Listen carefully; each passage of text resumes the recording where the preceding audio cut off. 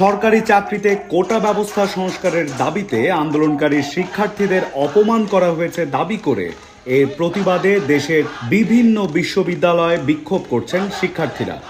রোববার রাত 11টার দিকে কয়েকশো শিক্ষার্থী ঢাকা বিশ্ববিদ্যালয়ের ক্যাম্পাসের রাজু ভাস্কর্যের সামনে অবস্থান নেন। রাত 12টার পর যুবলীগ, স্বেচ্ছাসেবক লীগ ও ছাত্রলীগের নেতাকর্মীরা শাহবাগে অবস্থান নেন।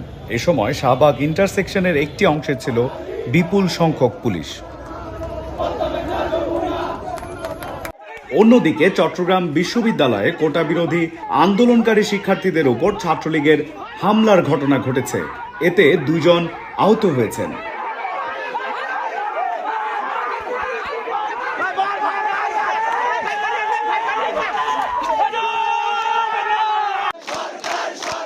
রাজশাহী ও জাহাঙ্গীরনগর বিশ্ববিদ্যালয়ে শিক্ষার্থীরা মহাসড়ক অবরোধ করে বিক্ষোভ করছেন।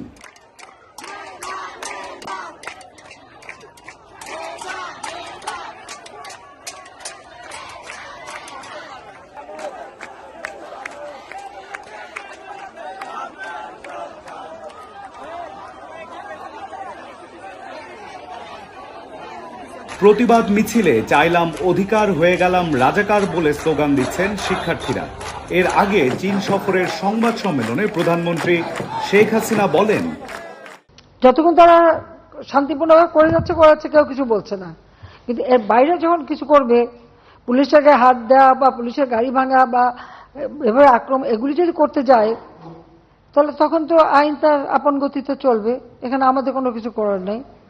কোটা আন্দোলন করবার আগে তাদের তো পরীক্ষার রেজাল্টগুলি দেখে নেওয়া উচিত ছিল যে কোথায় তারা দাঁড়িয়েছে।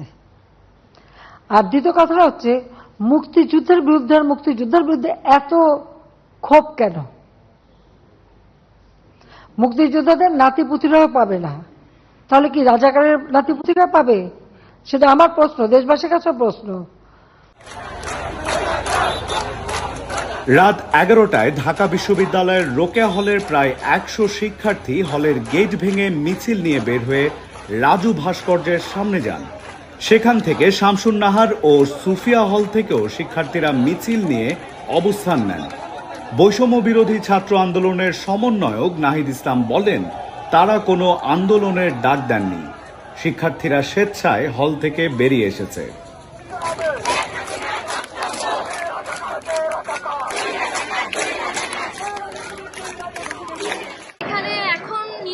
সব রকমের শিক্ষার্থী আন্দোলনে এসেছে, তার একটি কারণ প্রধানমন্ত্রীর বক্তব্য।